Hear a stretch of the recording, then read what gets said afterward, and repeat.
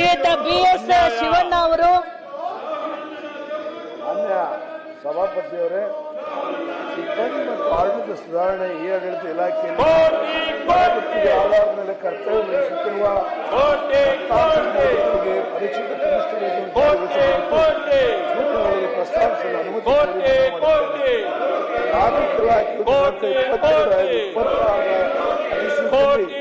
ವಿವಿಧ ಉದ್ಯಮಿಗಳು, ನಿಗಮ ಮಂಡಳಿಗಳು ಮತ್ತು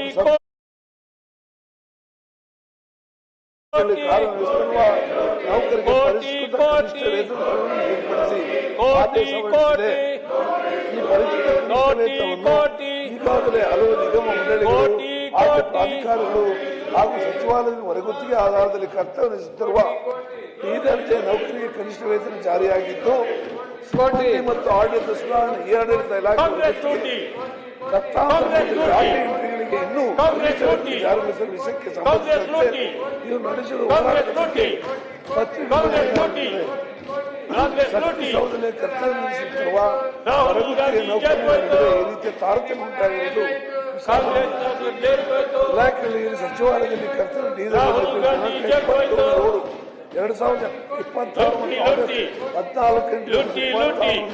ಕನಿಷ್ಠ ವೇತನ ಜಾರಿಯಾಗಿದೆ.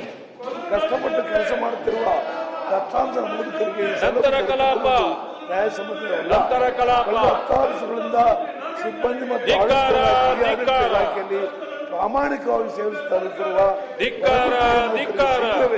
ಪರಿಷ್ಕೃತ ಕನಿಷ್ಠ ವೇತನ ಪರಿಹಾರಗೊಳಿಸುವುದು ಸಿಬ್ಬಂದಿ ಮತ್ತು ಆಡಳಿತ ಸುಧಾರಣೆ ಈ ಆಡಳಿತ ಇಲಾಖೆಯಲ್ಲಿ ಮೇಲೆ ಕಾರ್ಯನಿರ್ವಹಿಸುತ್ತಿರುವ ದತ್ತಾಂಶ ನಮೂದಿಕರಿಗೆ ಕಾರ್ಮಿಕ ಇಲಾಖೆಯು ಆದೇಶದ ಅನ್ವಯ ಪರಿಷ್ಕೃತ ಕನಿಷ್ಠ ವೇತನ ತಕ್ಷಣದಿಂದಲೇ ಸರ್ಕಾರ ಕ್ರಮಗೊಳ್ಳಬೇಕೆಂದು ಮಾನ್ಯ ಗೃಹ